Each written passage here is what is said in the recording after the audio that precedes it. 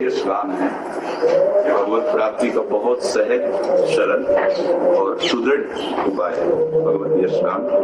बस इसमें सावधानी है,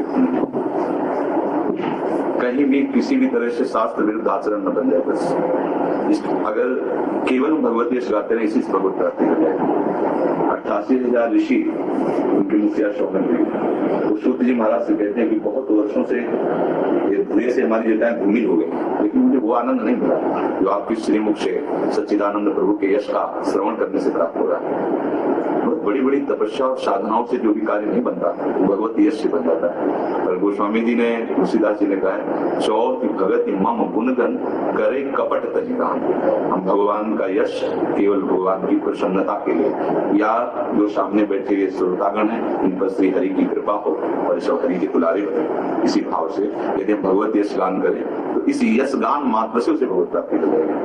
अन्य कोई साधन की आवश्यकता ही नहीं, क्योंकि जो भगवत यश गान करता है उसमें स्वाभाविक देवी संप्रदाय का जागरण हो जाता है। स्वाभाविक, उसको चयन नहीं करना पड़ता कि अब मुझे अहिंसा का पालन करना है, अब मुझे ब्रह्मचर्य का पालन करना है, अब मुझे निःशोक होना है। केवल यश गान करते ही भगवान के महामहिमा में स्वरूप को प्राप्त हो जाता है। बस इसमें सावधानी यही है कि जहाँ इस मार्ग में कदम रखा जाता है तो इसमें बहुत बड़ा विष पहले मिलता है। जैसे समुद्र मंथन होता है ना, उसमें विष निकला ना, ऐसे ही सम्मानम कल्याति घोर गर्लम, जिसे हम पहचान नहीं पाते। सम्मानम कल्याति घोर गर्लम नीचापमानम शुद्धा। जब भगवान सुखदेव जी पधारते हैं सभा में तो उनकी शोभा क्या होती है?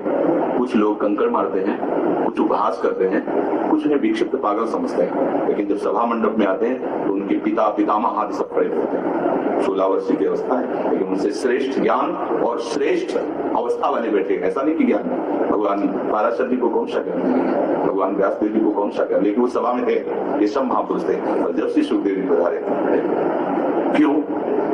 क्योंकि केवल भगवान में ही रमण करते, कहीं किंचन मात्र बाह्य व्यवहार में। श्री शुक्राचार्य ऐसे ही जब भगवत मार्ग में कदम रखे तो अपने में अत्यंत दैन्य भाव हो और सम्मान का तनिक भी अंश छू न जाए, ये समझ नहीं पाते अपने लोग। सम्मान रूपी विष खा लेते हैं, जिससे फिर जो प्रेमामृत है भगवत कथा उसका पान नहीं कर पाते हैं। इसलिए श्रीपाद प्रभुदानंद जी ने कहा, सम्मानम कल्याति घोर गर्लम नीचापमानम सुधा श्री राधा मुरली धरो भज सके वृंदावन मात्य। सम्मान को घोर विष के समान समझे। अब उससे कैसे बचे?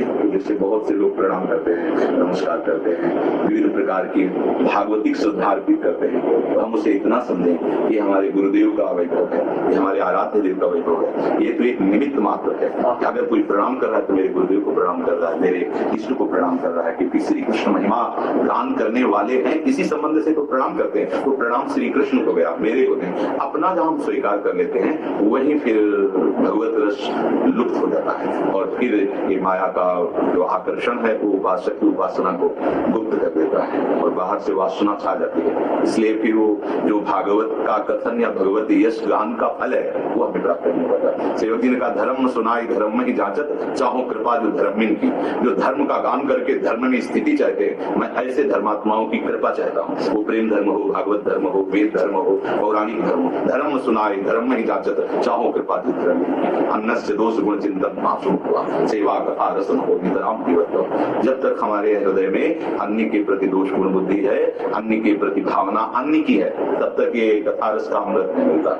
हम जिनको सुना रहे हो मेरे आराध्य देव हैं, अगर ऐसी सुदृढ़ वृत्ति हो गई भागवत कथा का रहस्य हमारे हृदय में प्रकाशित हो जाएगा। कितना भी बड़ा कोई विद्वान हो, श्री सुखदेव जी के आंतरिक गूढ़ रहस्य को नहीं जान सकता। कितना भी बड़ा हो व्याकरणाचार्य हो, और जब आप भागवत की शरण होकर भागवत बन जाएंगे तो भागवत का प्रकाश हो जाएगा आपके हृदय में। क्योंकि ये भगवान की जो लीलाएं है ना, ये बुद्धि से नहीं जानी जाती, एक कृपा से जानी जाती है। जहाँ कृपा कर दो, जो आप गान कर रहे हो आपके सामने आने लगेगा, तभी तो गान करने वाले विवश हो जाते हैं, फिर बोल नहीं पाते, गदगद कंठ नयन बहा गिरा, पुलकित हो जाते हैं। यही हमारे गान का है। चलिए ध्यान रखना, कभी किसी माता बहन की तरफ ऐसी दृष्टि न जाए तो हमारे धर्म के प्रतिकूल भाव हो। कभी किसी के सम्मान को अंदर से स्वीकार न करो। और जब भागवत में बैठो तो भागवत के गुरु प्रभु श्री कृष्ण, वही सुखदेव जी हैं, वही भगवान व्यास देव जी हैं, वही विविध अवतार धारण कर उनको प्रणाम करके, हे हरि, आपका यश आपकी प्रसन्नता के लिए गान करता हूँ। जितने स्वरूप है सब आपके ही स्वरूप है, आपको सुख पहुंचाने के लिए आपका यश। जैसे सूत मागध बंदी जन महाराज का यश गान करते हैं, ऐसे हे प्रभु मैं तुच्छ अधम हूँ और आपका यश गान कर, आप हमारी वाणी पर विराजमान हो जाए। जाए, आप हमें ऐसी सामर्थ्य दें कि आपकी एकांतिक आंतरिक रहस्यमय पूर्ण बातों को आपको सुनाऊं।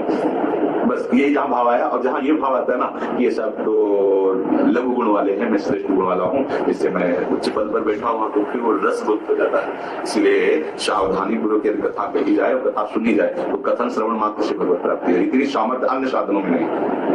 इसीलिए भगवान ने कहा व्रतांश यज्ञ छंदांश तीर्था नियमा यमा यथा वरुणेत सत्संगा सर्वसंगो को हिमा। मुझे कोई बड़े से बड़ा व्रत, बड़े से बड़े नियम, बड़े से बड़े संयम या बड़े से बड़े वेद पाठ आदि भी, यज्ञ आदि भी मुझे अपने वश में नहीं कर सकते।